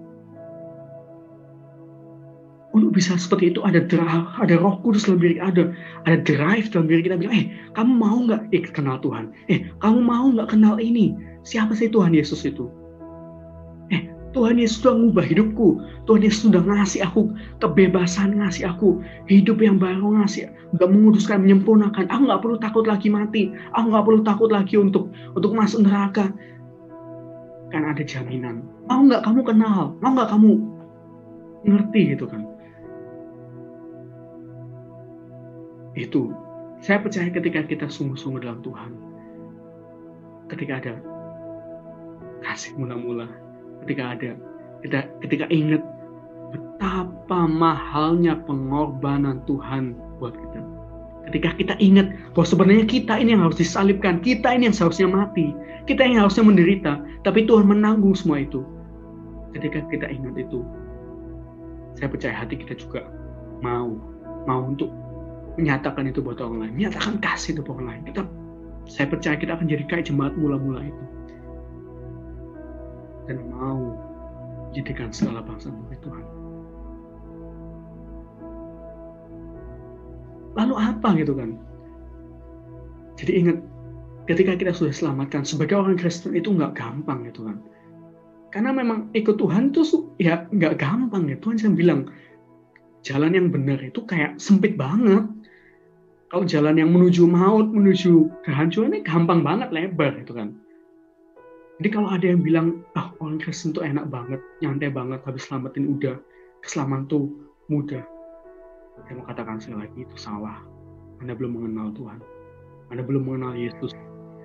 Karena Yesus memanggil, Yesus menyelamatkan, tapi ada panggilan, ada tanggung jawab yang Tuhan kasih kita untuk lakuin itu. Lalu apa? Ketika kita diselamatkan, ini loh. Ketika kita sudah disempurnakan, ketika kita sudah dikuduskan, ada tugas, misi, dan penginjilan yang menanti setiap anak-anaknya, menanti buat setiap murid-muridnya, menanti buat orang percaya padanya. Jadi ketika kita percaya sama Dia, itu jadi tugas, jadi tanggung jawab kita semuanya. Di Lukas 19 ayat 7 mari kita baca bersama-sama. 1, 2, 3. Aku berkata kepadamu, demikian juga akan ada sukacita di surga, karena satu orang berdosa yang bertobat, lebih daripada sukacita karena 99 orang benar yang tidak memerlukan pertobatan. Ini loh, misi dan penginjilan itu akan menggentarkan surga. Ada yang membuat surga bersukacita ketika kita melakukan misi penginjilan dan ada yang bertobat, ada yang selamat. Mungkin nggak langsung gitu. Mungkin nggak langsung ketika kita bersaksi, ketika kita cerita, kita mengajar, nggak langsung orang percaya, nggak langsung orang bertobat. Tapi saya percaya ada waktu Tuhan, karena firman Tuhan nggak akan kembali dengan sia-sia. Dan ketika orang itu bertobat, surga itu bersukacita. Bayangkan, satu-satunya hal yang membuat surga bisa bersukacita ketika ada satu orang berdosa yang bertobat. Ada satu orang berdosa yang mengaku, yang menyerahkan hidupnya sama Tuhan. Saya percaya ketika surga itu bersuka cita, Tuhan itu ada di sana. Tuhan juga bersuka cita, Tuhan senang gitu kan. Bagaimana cara kita menyenangkan hati Bapa itu Tuhan? Yaitu ketika kita lakukan tugas kita lakukan tugas misi penginjilan kita. Kita ajar orang jadi murid, kita ceritakan kesaksian hidup kita, perbuatan persatuan dalam hidup kita. Kita pergi jadikan sebangsa murid Tuhan. Maukah kita menyenangkan hati Bapa? Maukah kita membuat surga itu bersuka cita? Mari kita lakukan tugas dan misi penginjilan. Mari kita dengan serius menganggap ini suatu hal yang serius, dan tapi ingat. Kita lakukan tugas ini bukan untuk diselamatkan, tapi karena kita sudah diselamatkan. Jadi kalau kita sendiri belum yakin akan keselamatan kita, saya ajak, mari kita cari, kita yakin dulu, kita cari tahu dulu, kita tanya Tuhan, kita datang ke Tuhan dulu. Ketika kita belum yakin kita sudah diselamatkan, akan jadi susah juga buat kita melakukan tugas misi dan penginjilan. Ada sukacita di surga karena satu orang yang berdosa. Lebih daripada sukacita karena 99 orang benar tidak menemukan pertobatan. Itu artinya apa? Itu artinya juga, ya Tuhan tahu 99 orang itu siapa ya? Saya ini termasuk. Ya saudara-saudara ini juga yang juga percaya. Kita nggak perlu pertobatan, tapi kita butuh Tuhan. Kita butuh kuasa Tuhan. Dan saya percaya ketika Tuhan jodoh, kita bersuka cita, ketika kita dapat kemenangan, surga juga bersuka cita. Tuhan juga bersuka cita melihat kita bersuka cita. Sama seperti orang tua yang bahagia melihat anaknya bahagia. Surga pun bahagia ketika melihat anak-anak di sini bahagia. Tapi dikatakan sukacitanya itu nggak seberapa gitu kan. Itu kan juga berarti berbicara mengenai prioritas. Bahwa prioritas keselamatan, prioritas pertobatan jiwa buat Tuhan itu sungguh sangat amat tinggi prioritasnya. Jadi sekali lagi, kalau bisa nih agak panjang, tapi saya benar-benar pengen kita semua sadar bahwa ini penting. Saya benar-benar pengen kita semua sadar, kita kenal Tuhan, bahwa Tuhan memanggil kita, Tuhan menebus kita, Tuhan kita nggak perlu bayar harga apa-apa. Setelah ditebus, Tuhan minta kita, Tuhan mau kita untuk melakukan tugas misi dan penginjilan. Dan ketika kita nggak ngelakuin itu, ketika kita cuma kayak gambar tadi ongkang-ongkang aja dan udah nggak ngapain, saya mau katakan ada yang salah dengan iman kita, ada yang salah dengan kekristenan kita. Saya mau katakan berarti saya, berarti kita belum kenal Tuhan kita, Yesus kita dengan sungguh-sungguh. Oleh karena itu, saya mau katakan, kenalilah Tuhanmu. Saya mau rangkum semuanya. Kenalilah Tuhanmu. Saya mau katakan kepada saudara, yang pertama, kita dikuduskan dan disempurnakan oleh karya penebusan Yesus. Dalam Yesus secara status, ingat saudara, secara status di hadapan Allah, kita ini sudah kudus dan sempurna. Bukan karena kita, tetapi karena Tuhan Yesus, karena karyanya. Secara jasmani kita harus diperbarui, kita dapat pengertian baru. Kita mungkin lihat, oh ya, aku dulunya kayak gini, tapi firman Tuhan minta aku berubah, ya aku bahkan berubah. Oh ya, mungkin ada hal yang, oh ya aku harus mengampuni, oh ya aku memberi. Itu semua kita belajar dari hari-hari untuk mengenal, itu diperbarui. Tapi ingat, secara status kita sudah dibenarkan, dan kita harus yakin itu dengan sungguh-sungguh. Bahwa kita dikuduskan dan disempurnakan oleh karya Tuhan Yesus. Kita sudah dikuduskan dan disempurnakan oleh karya Tuhan Yesus. Dan ketika kita yakin itu, ketika kita bisa mengimani, memperkatakan itu, kita dikuduskan dan disempurnakan untuk melakukan tugas misi dan penginjilan. Setelah dikuduskan dan disempurnakan, seperti yang saya tulis ini, bukan berarti terus kita santai-santai, leha-leha, nggak ngapa-ngapain. Enggak, Tuhan menguduskan, Tuhan menyempurnakan saudara-saudara Tuhan menguduskan, Tuhan menyempurnakan kita semua, supaya kita, supaya Anda, supaya saya, supaya keluarga kita, supaya kita umat Tuhan melakukan tugas misi dan penginjilan. Itu tugas tanggung jawab kita. Setelah kita ditebus, setelah kita dikuduskan, Tuhan kasih kita tanggung jawab untuk itu. Setelah kita dikasih karya Tuhan Yesus, setelah dikasih ini tiket gratis masuk surga, tiket gratis yang Tuhan Yesus sudah bayar. Tuhan bayar, kita nggak perlu bayar apa-apa. Tuhan kasih kita tiket itu. Ketika kita punya, bukan berarti terus kita santai-santai. Bukan berarti terus ya udah nggak usah ngapa-ngapain. Nggak, kita harus lakukan tugas misi dan penginjilan. Dan yang ketiga, kita harus punya dampak. Jadi melakukan tugas misi dan penginjilan yang punya dampak baik di surga maupun di bumi. Di surga kenapa? Karena ketika kita melakukan tugas misi, kita melakukan tugas penginjilan, dan ketika ada yang bertobat, ingat sekali lagi, bertobat bukan karena kita cerita, bertobat bukan karena kita maksa dia bertobat karena Roh Kudus yang bekerja pada waktunya.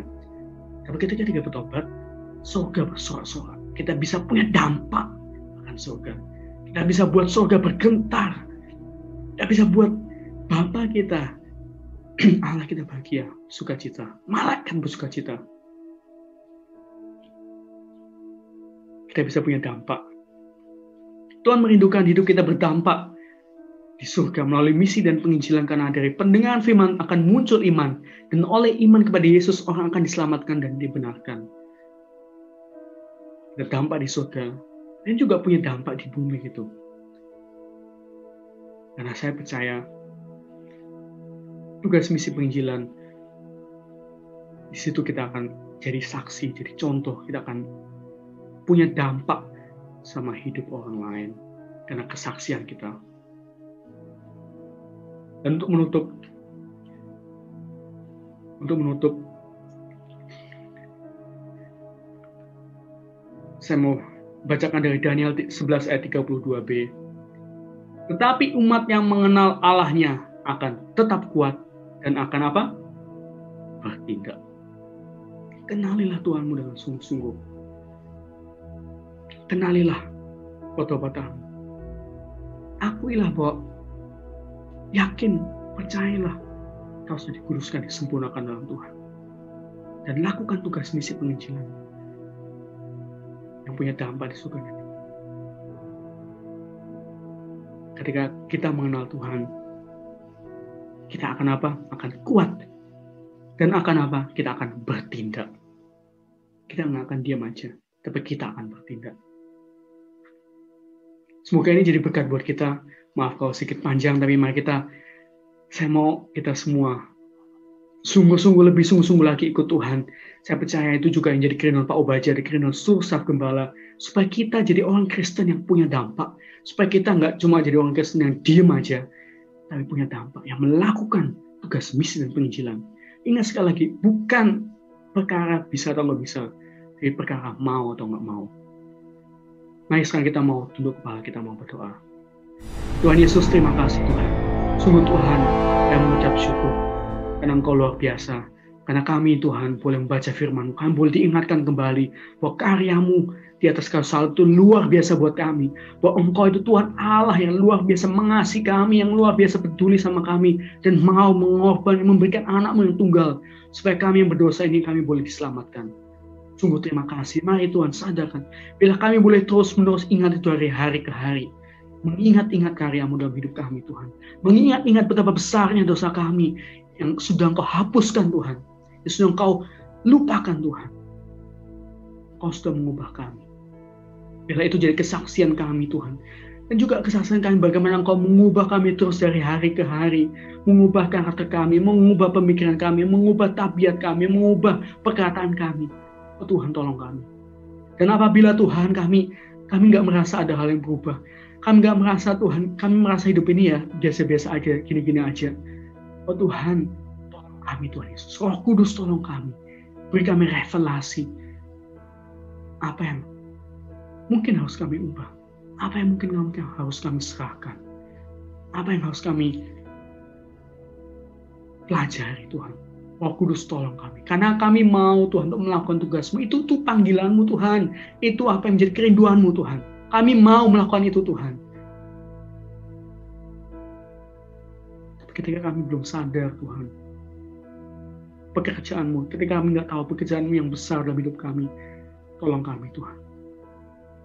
Supaya kami boleh mengalami pengalaman pribadi bersama dengan Engkau. Dan supaya kami bisa menangkap, melihat pekerjaan-pekerjaan yang besar dalam hidup kami secara pribadi. Tolong kami menyaksikannya itu. Hari ini, saya rindu untuk berdoa buat saudara. Saya rindu ada kegerakan terjadi.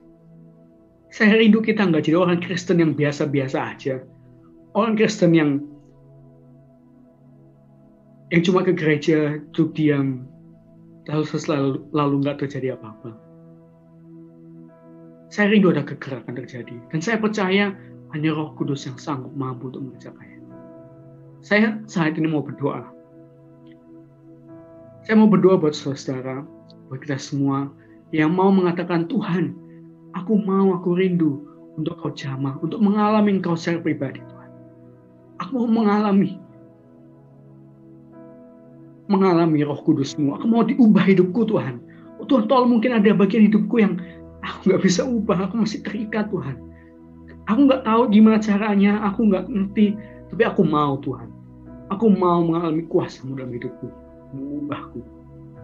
Atau mungkin ada susah memiliki masalah yang besar yang nggak bisa diceritakan, yang nggak tahu gimana cara memecahkannya.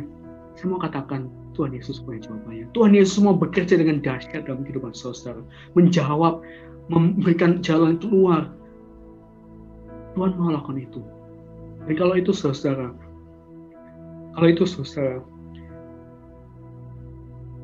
kalau ada saudara yang mau dijamah oleh Tuhan, mau untuk maju dalam melakukan tugas misi dan penginjilan, mau untuk mengalami kuasa Tuhan, mau untuk diselamatkan, mungkin mau untuk ditebus. Saya mengajak kita angkat tangan. Buat saudara, mari kita.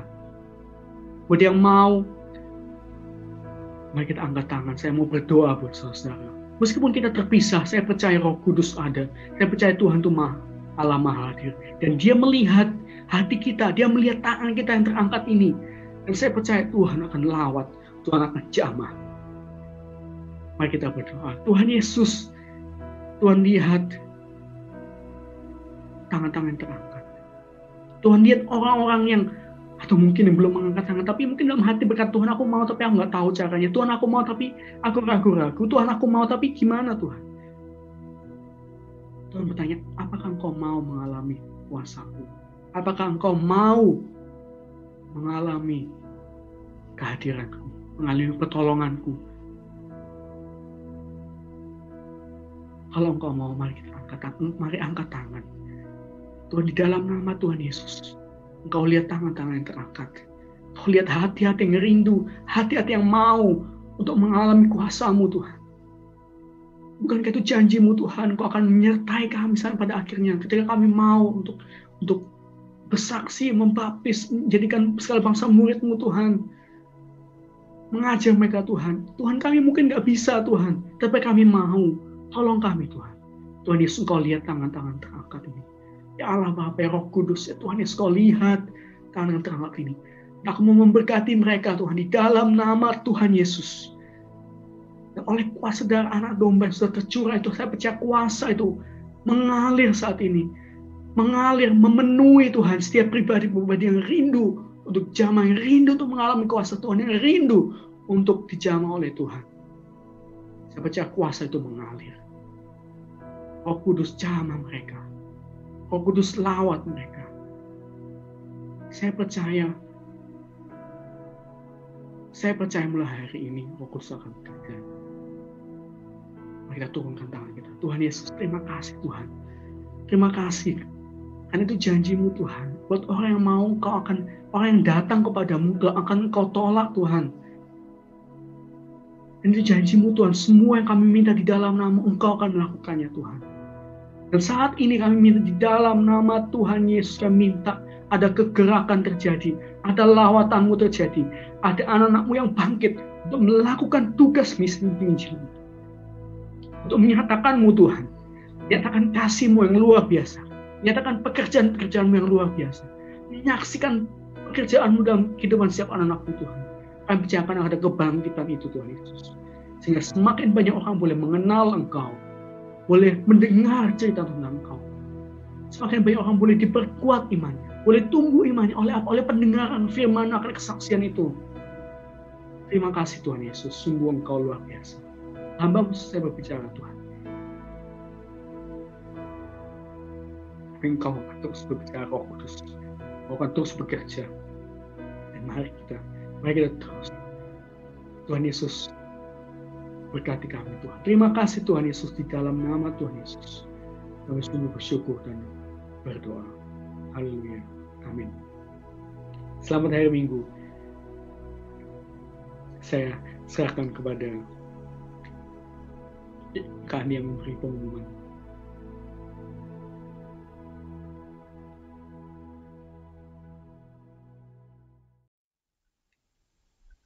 Shalom.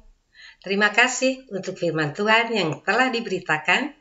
Puji Tuhan, saya percaya kita semua telah diberkati. Sekarang kita akan mendengarkan pengumuman saudara. Pertama, GMI masih menjalankan ibadah raya secara online setiap hari Minggu pukul 10 pagi melalui website GMI yang tertera di sini alamatnya, dan sebelumnya pukul 9:04 sampai pukul 9:45 kita ada doa bersama via Webex, dan juga tertera di sini melalui Webex. Dan setiap minggu pertama saudara, kita akan menjalankan perjamuan suci. Dan selanjutnya adalah kegiatan GMI di setiap kota, yaitu kegiatan Hope atau persekutuan doa, dan kedua Komsel Perak Perkasa, kemudian Kompak atau pendalaman Alkitab, dan Kontak untuk Komsel Pengurus Pekerja, dan juga Kompas, yaitu kelompok pembinaan dasar. Untuk hari dan waktu dapat dilihat di penayangan ini.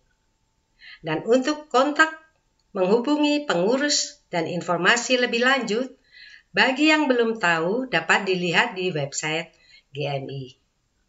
Mari saudara, di hari-hari akhir yang semakin sulit ini dan semakin jahat, serta menjelang kedatangan Tuhan Yesus kembali, hendaknya saudara kita semakin giat dalam kegiatan-kegiatan rohani, agar nanti saat Tuhan datang, menemukan iman kita dan kita tidak tertinggal.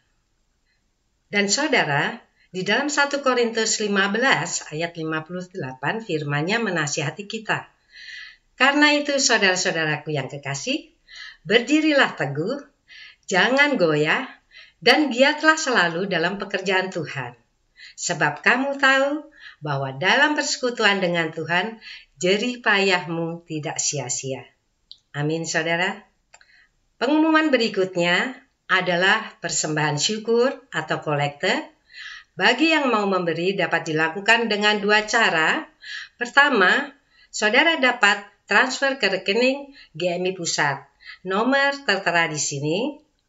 Dan cara kedua, saudara, kita dapat mengumpulkan persembahan kita setiap minggu di rumah dahulu. Setelah kita dapat beribadah di gereja, persembahan yang terkumpul itu, saudara, dapat dimasukkan ke kantong persembahan.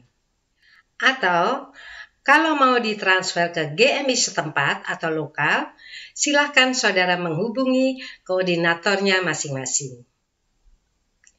Dan pengumuman yang terakhir, saudara, kita akan merayakan misi Natal secara global dan juga secara online. Dan perayaan akan dijalankan 2 kali. Pertama, Komsel Natal pada hari Kamis tanggal 24 Desember dimulai pukul 4 sore melalui Zoom. Dan pembicara tamu adalah Bapak Pendeta Bambang Suprapto dari GUP El Shaddai Karangasri Ngawi di Indonesia. Dan saudara, di acara Komsel ini ada waktu untuk tanya jawab kepada hamba Tuhan dan juga ada aktivitas-aktivitas lainnya yang akan kita lakukan bersama. Dan kedua, ibadah misi Natal diadakan pada hari Jumatnya tanggal 25 Desember pukul 10 pagi melalui streaming. Dan bersama Bapak Pendeta Daniel Sugianto dari GUPDI Lumajang, itu juga dari Indonesia. Sekian pengumuman hari ini, saudara. Terima kasih atas perhatiannya. Dan selanjutnya, ibadah akan diakhiri dengan doa dan juga doa berkat. Tuhan Yesus memberkati. Puji Tuhan, Bapak Ibu Saudara yang dikasihi, kita boleh dikuatkan pada hari ini melalui kebenaran firman Tuhan yang tadi sudah dibagikan. Mari kita yang sudah mengenal Tuhan, kita boleh terus dikuduskan dan disempurnakan oleh karya penebusan Tuhan. Dan saya juga percaya kalau kita sudah boleh mengenal Tuhan dengan sungguh-sungguh, pasti kita juga boleh menjalankan tugas, misi, dan penginjilan supaya kita boleh menjadi berkat dimanapun kita berada. Mari kita melakukan pekerjaan yang Tuhan sudah berikan kepada kita. Mari kita juga memberitakan perbuatan yang besar dari Tuhan. Mari kita juga memuridkan, kita boleh menjangkau banyak jiwa di akhir zaman ini. Biarlah firman Tuhan yang sudah disampaikan tadi mengingatkan kepada kita bahwa kita punya tugas, misi, dan penginjilan di akhir zaman ini. Mari jangan lupa, itu adalah tugas saya dan juga tugas Bapak Ibu Saudara sekalian. Mari kita berdoa bersama untuk menutup ibadah kita pada pagi hari ini. Tuhan, terima kasih kalau kami boleh kembali diberkati melalui ibadah yang boleh kami laksanakan sepanjang pagi ini. Tuhan, Engkau sudah boleh memberkati kami melalui pemberitaan firman Tuhan yang sudah disampaikan oleh hamba-Mu Bapak PDP Adi Yesaya, yang sudah menyampaikan bahwa kami perlu sungguh-sungguh menyadari kalau kami mengenal Tuhan dengan sungguh-sungguh. Kami juga percaya bahwa kami pasti mempunyai tanggung jawab dalam menjalankan tugas, misi, dan penginjilan, karena Tuhan sudah memberikan tugas ini kepada kami, setiap orang yang sudah diselamatkan, sudah dikuduskan, bahkan disempurnakan oleh karya penebusan Kristus. Terima kasih ya Tuhan, Engkau kiranya memberkati Bapak PDP Adi Yesaya dengan seluruh keluarganya dalam menjalankan tugas pelayanan. Kau berkati mereka sekeluarga. Mari Tuhan, juga kami semua yang sudah boleh mendengar firman Tuhan hari ini, kami percaya Tuhan, kami tidak menyelesaikan ibadah ini dengan sia-sia, tapi Tuhan mengingatkan kepada kami bahwa Tuhan juga mempercayakan kepada kami tugas untuk membawa kabar baik ini dimanapun kami berada. Tuhan, mari Engkau jadikan kami berkat, menjadikan kami terang, menjadikan kami garam, supaya kami boleh menyaksikan perbuatan-perbuatan yang besar yang sudah Tuhan kerjakan di dalam hidup kami, supaya kami boleh melakukannya dengan sungguh-sungguh. Terima kasih ya Tuhan, kami juga memberkati bangsa dan negara kami Indonesia, bangsa dan negara Jerman, bangsa dan negara Belanda, tempat di mana kami ada saat ini di Eropa Tuhan. Kami bersyukur kalau sampai hari ini Tuhan sudah menjaga, melindungi kami, dan kami terus berdoa untuk masa depan bangsa dan negara kami yang kami kasih di Indonesia, supaya Tuhan jaga dan lindungi Tuhan untuk masa depan bangsa kami. Berikan kepada Bapak Presiden Joko Widodo bersama seluruh menteri yang ada di bawah pemerintahnya dan seluruh orang-orang yang bertugas dalam pemerintah pusat maupun di daerah. Engkau yang memberikan kesatuan hati, Engkau memberikan juga kesungguhan dalam menjalankan apa yang dipercayakan oleh Tuhan dan juga bahkan oleh seluruh masyarakat Indonesia, supaya mereka boleh menjalankan dengan penuh kesungguhan, dan Engkau terus menjaga keamanan di tengah bangsa kami, di tengah hal-hal yang sedang terjadi, tantangan-tantangan, kemulut-kemulut yang ada. Biarlah semua itu boleh diantisipasi dengan baik. Mari Tuhan berikan kepada pemerintah kami, khususnya untuk TNI dan kepolisian juga, rasa untuk boleh senantiasa untuk bisa menjaga, melindungi bangsa kami dari berbagai macam hal yang bisa merusak negara kesatuan Republik Indonesia ini yang sudah Tuhan jaga selama lebih dari 75 tahun ini. Mari berkati supaya Indonesia boleh tetap mengalami lawatan Tuhan, mengalami zaman Tuhan, semakin banyak jiwa-jiwa yang dimenangkan di akhir zaman ini. Juga demikian di Jerman, di Belanda Tuhan, supaya kami boleh melihat revival di negara Eropa ini. Tuhan, bangunkan orang-orang Kristen yang ada di negara ini Tuhan, supaya Engkau kerjakan dengan kuasa-Mu Tuhan, supaya Engkau sendiri yang melawat Eropa ini Tuhan. Kalau ada di orang-orang percaya yang sudah undur, mari Tuhan bukakan hati mereka, lawat mereka. Kami juga sebagai gereja Indonesia yang ada di negara ini, biarlah GMI baik yang ada di Jerman, di Belanda boleh terus menjadi terang, menjadi berkat, dan kami boleh terus membawa misi kerajaan-Mu Tuhan, membawa tugas penginjilan ini dengan semakin berapi-api Tuhan. Jadikanlah kami berkat, berikan kami selalu semangat untuk boleh membawa kabar baik ini kepada setiap pribadi. Terima kasih Tuhan. Sebentar kami mengakhiri ibadah kami, dan kiranya Tuhan boleh menyertai kami sepanjang minggu ini lagi Tuhan, dengan apa yang akan kami kerjakan sepanjang minggu ini, baik bagi yang bekerja, baik yang sedang mengikuti studi, baik para ibu rumah tangga, untuk anak-anak yang mengikuti sekolah, dan setiap pribadi Tuhan, kiranya Engkau boleh memberkati dan menjaga dan melindungi Tuhan selama minggu ini lagi. Berikan kami senantiasa kesetiaan dalam mengikuti kegiatan-kegiatan rohani yang tadi juga diingatkan.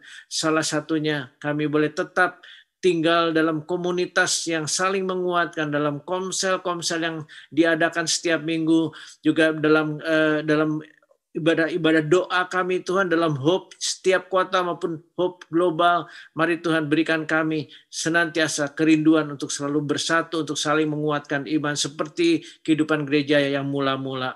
Terima kasih Tuhan. Kami sebentar akan berpisahan dari ruang online ini. Kiranya Tuhan boleh memberkati. Mari Bapak Ibu Saudara sekalian, kita mau meninggalkan ruang online ini dengan berkat Tuhan. Kita mau kedahkan tangan kita. Tuhan memberkati dan melindungi engkau. Tuhan menyinari engkau dengan wajahnya dan memberikan kasih karunia. Tuhan menghadapkan wajahnya kepada engkau dan memberikan damai sejahtera, karena kasih karunia Allah Bapa, damai sejahtera yang daripada Tuhan Yesus Kristus, dan persekutuan dalam Roh Kudus menyertai engkau mulai dari sajam ini sampai Maranatha, yaitu Tuhan Yesus Kristus datang kembali untuk yang kedua kali. Haleluya. Amin. Terima kasih Yesus, terima kasih Yesus, bersyukur hanya bagimu ya Allahku, ya Tuhanku.